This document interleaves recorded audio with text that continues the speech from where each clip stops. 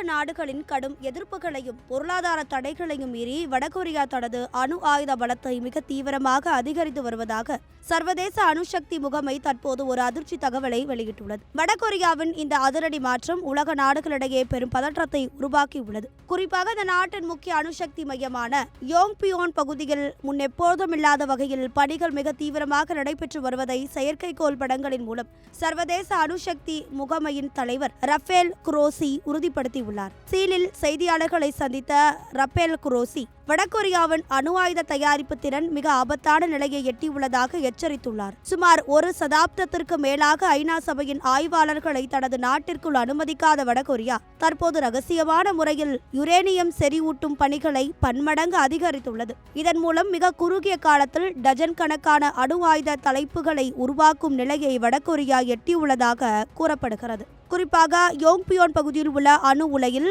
அணு கழிவு மறுசுழற்சி மற்றும் இலகு ரக நீர் உலைகளின் செயல்பாடு திடீரென அதிகரித்துள்ளது கவலையளிக்கும் விஷயமாக பார்க்கப்படுகிறது. அது மட்டுமில்லாமல் தற்போது செயல்பட்டு வரும் ஆலைகளைப் போலவே மற்றொரு புதிய ஆலையையும் வடகொரியா ரகசியமாக கட்டி வருவதை ஆய்வாளர்கள் கண்டறிந்துள்ளனர். இந்த புதிய கட்டமைப்பு செயல்பாட்டிற்கு வரும் பட்சத்தில் வடகொரியாவின் அணு ஆயுத உற்பத்தி திறன் நாம் நினைத்து பார்க்க முடியாத அளவிற்கு உயரும் என அஞ்சப்படுகிறது. இதற்கிடையில் உக்ரைன் போரில் ரஷ்யாவுக்கு ஆதரவாக வடகொரியா தனது வீரர்களையும் ஆயுதங்களையும் அனுப்பி வரும் நிலையில் இதற்கு பிரதிபலனாக ரஷ்யா வடகொரியாவிற்கு அணுசக்தி தொழில்நுட்பங்களை வழங்கி வருகிறதோ என்ற சந்தேகமும் எழுந்துள்ளது. இது குறித்து கேட்கப்பட்ட கேள்விக்கு தற்போதைக்கு தன்னிடம் போதிய ஆதாரங்கள் இல்லை என்று ரஃபேல் குரோசி பதிலளித்தாலும் இரு நாடுகளுக்கும் இடையிலான இராணுவ உறவு சர்வதேச பாதுகாப்பிற்கு பெரும் அச்சுறுத்தலாகவே பார்க்கப்படுகிறது.